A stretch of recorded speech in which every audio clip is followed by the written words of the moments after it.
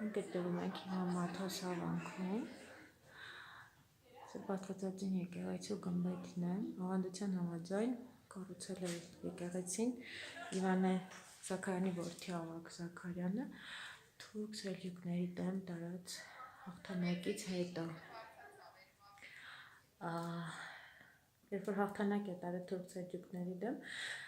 անմիջապես կրացել եւ աղոթել է այստեղ։ Շնորհակալություն եւ երախտագիտություն է հայտնել Աստծուն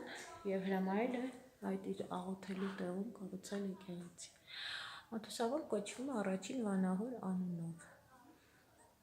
Եկեղեցին է Սուրբ Աստվածածին, տեսեք ինչ գեղեցիկ է հայրազգ։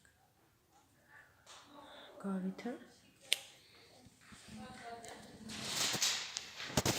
թաղակապ ծածկով